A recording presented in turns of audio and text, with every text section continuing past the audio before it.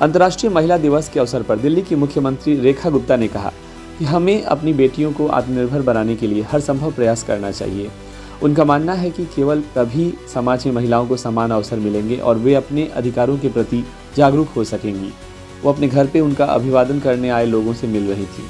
दिल्ली की मुख्यमंत्री रेखा गुप्ता ने इंटरनेशनल डे पे फोर्टिस हॉस्पिटल में एक प्रोग्राम को भी अटेंड किया। प्रधानमंत्री नरेंद्र मोदी ने अंतर्राष्ट्रीय महिला दिवस के मौके पर गुजरात के नवसारी में लखपति दीदियों से संवाद किया। इस दौरान उन्होंने महिलाओं के सशक्तिकरण, उनकी भूमिका और समाज में उनके योगदान की सराहना की। लखपति दीदी एक टर्म है जिसे प्रधानमंत्री नरेंद्र मोदी ने उन महिलाओं के लिए इस्तेमाल किया है जो सरकारी योजनाओं के तहत आत्मनिर्भर बनी और अब आर्थिक दृष्टि से सशक्त हो चुकी हैं। ये महिलाएं मुख्यतः ग्रामीण क्षेत्रों से आती हैं और प्रधानमंत्री की विभिन्न योजनाओं जैसे प्रधानमंत्री आवास योजना, उज्ज्वला योजना, महिला स्वयं सहायता समूह आदि का लाभ उठाकर आर्थिक रूप से स्वतंत्र हो गई हैं। बिहार विधानसभा में विपक्ष के नेता तेजस्वी यादव ने अंतर्राष्ट्रीय महिला दिवस के मौके पर बिहार सरकार पर जोरदार हमला बोला। उन्होंने मुख्यमंत्री नीतीश कुमार से पूछा कि बिहार में महिलाओं के दुख के लिए नीतीश कुमार को कौन जवाबदेह ठहराएगा। तेजस्वी यादव ने कहा कि बिहार में महिलाओं के खिलाफ हिंसा, उत्पीड़न और असुरक्षा के मामलों में लगातार वृद्धि हो रही है, लेकिन राज्य सरकार कोई ठोस कदम उठाने में नाकाम रही है। तेजस्वी यादव ने बिहार में महिलाओं की सुरक्षा और उनके अधिकारों के लिए सरकार की नीतियों को नकारा और कहा कि महिलाओं को अपनी सुरक्षा और अधिकारों के लिए सड़क पर संघर्ष करना पड़ता है, जबकि सरकार केवल कागजी योजनाओं और घोषणाओं तक ही सीमित रहती है। उन्होंने आरोप लगाया कि बिहार में महिलाएं आज भी असुरक्षित हैं और सरकार अपनी जिम्मेदारी निभाने में पूरी तरह विफल रही है। तेजस्वी यादव ने नीतीश कुमार को याद दिलाया कि बिहार सरकार द्वारा महिलाओं के लिए कई योजनाएं और कानून बनाए गए थे, लेकिन जमीन पर इनका कोई भी असर नहीं दिखता। उनका कहना था कि महिलाएं आज भी असुरक्षित महसूस करती हैं और राज्य सरकार के दावों के बावजूद स्थिति में कोई भी बदलाव नहीं आया है।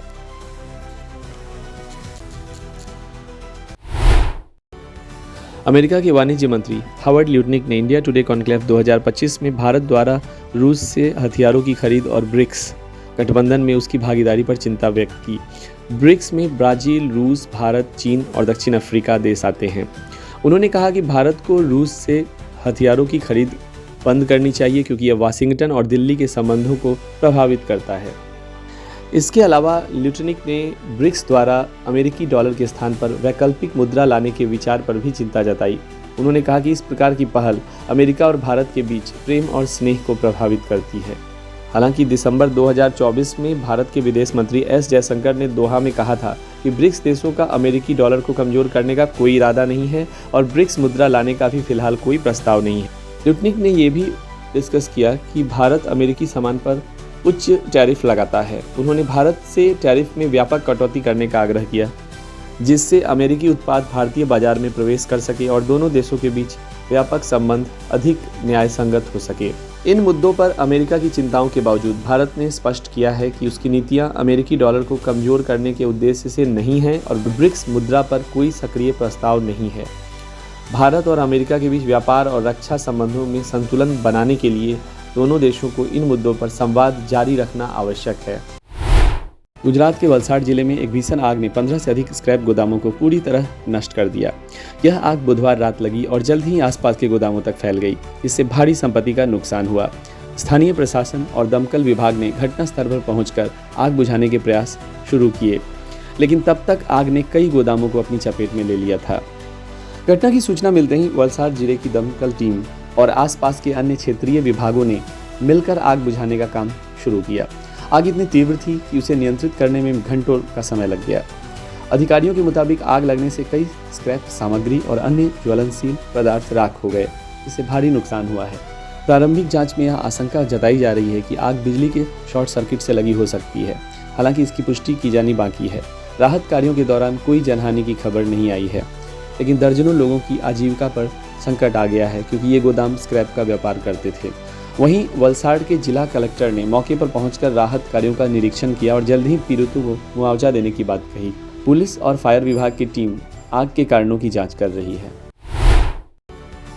कांग्रेस पार्टी की वरिष्ठ नेता और सांसद प्रियंका गांधी ने अंतर्राष्ट्रीय महिला दिवस के अवसर पर सभी महिलाओं को शुभकामनाएं दी। उन्होंने अपने सोशल मीडिया हैंडल पर एक संदेश साझा करते हुए कहा, महिला सशक्तिकरण की दिशा में हर कदम महत्वपूर्ण है। हम सभी को मिलकर महिलाओं को उनके अधिकारों से सशक्त बनाना है और यह सुनिश्चित करना है कि वे हर क्षेत्र में समान अवसर और सम्मान प्राप्त करें। मणिपुर में भारतीय सेना ने एक विशेष तलाशी अभियान चलाकर बड़ी मात्रा में हथियार और गोला बारूद बरामद किए हैं। इस अभियान के दौरान कई अवैध बंकरों को भी ध्वस्त कर दिया गया। सेना के अधिकारियों के अनुसार यह ऑपरेशन राज्य में शांति और स्थिरता बनाए रखने के लिए चलाया गया था। सेना के एक अधिकारी ने बताया कि यह अभियान खुफिया जानकारी के आधार पर चलाया गया था, जिसमें संदिग्ध उग्रवादी ठिकानों को निशाना बनाया गया। उन्होंने कहा, हमारी प्राथमिकता राज्य में शांति बहाल करना और किसी भी अवैध गतिविधि को रोकना है। सुरक्षा बल सतर्क हैं और किसी भी खतरे से निपटने के लिए पूरी तरह तैयार हैं। गौरतलब है कि मणिपुर में पिछले कुछ महीनों से सुरक्षा को लेकर कई चुनौतियां बनी हुई हैं।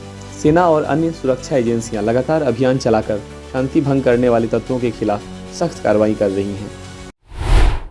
यूक्रेन में शांति चर्चा के दौरान रूस ने डोब्रोपिलिया शहर पर बड़ा मिसाइल और ड्रोन हमला किया है, जिससे 14 लोगों की मौत हुई है, जिसमें 5 बच्चे भी शामिल हैं।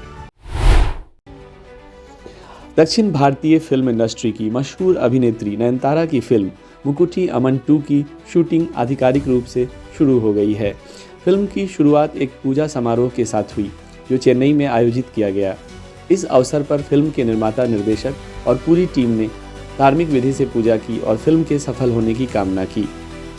मुकुट्टी अमन 2 नयनतारा की चर्चित फिल्म मुकुट्टी अमन का सीक्वल है, जो 2020 में रिलीज हुई थी। पहली फिल्म ने दर्शकों में काफ़ी लोकप्रियता हासिल की थी, जिसमें नयनतारा ने भगवान मुकुट्टी अमन की भूमिका निभाई थी। सीक्वल में भी नयनतारा अपनी भूमिका में नजर आएंगी और इसे लेकर दर्शकों में उत्सुकता बनी हुई है। फिल्म के निर्देशक राजेश ने पूजा समारोह के दौरान कहा कि यह फिल्म भी दर्शकों को पहले की तरह ही मनोरंजन प्रदान करेगी।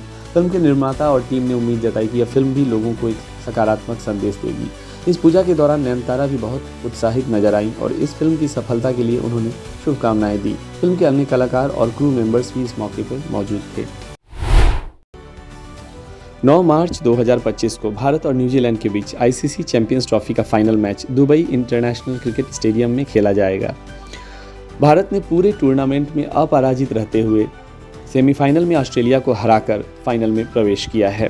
कप्तान रोहित शर्मा और प्रमुख बल्लेबाज विराट कोहली बेहतरीन फॉर्म में हैं, जिससे टीम को मजबूती मिली है। न्यूजीलैंड ने सेमीफाइनल में दक्षिण अफ्रीका को पराजित कर फाइनल में जगह बनाई है। टीम ने पिछले दशक में 5 आईसीसी वैश्विक इवेंट्स में फाइनल में पहुंचकर अपनी क्षमता का प्रदर्शन किया है। कप्तान केन विलियमसन के नेतृत्व में टीम ने महत्वपूर्ण मुकाबलों में उत्कृष्ट प्रदर्शन किया है। भारत की तरफ से विराट कोहली, रोहित शर्मा और स्पिन गेंदबाज कुलदीप यादव, जिनका प्रदर्शन निर्णायक हो सकता है। न्यूजीलैंड की तरफ से केन विलियमसन, मैट हेनरी और मिचेल सैटनर जैसे खिलाड़ी टीम के लिए महत्वपूर्ण भूमिका निभा सकते हैं। यह फाइनल मुकाबला दोनों टीमों के लिए महत्वपूर्ण है। भारत तीसरी बार चैंपियंस ट्रॉफी जीतने की कोशिश में है, जबकि न्यूजीलैंड अपने पहले खिताब की तलाश में है।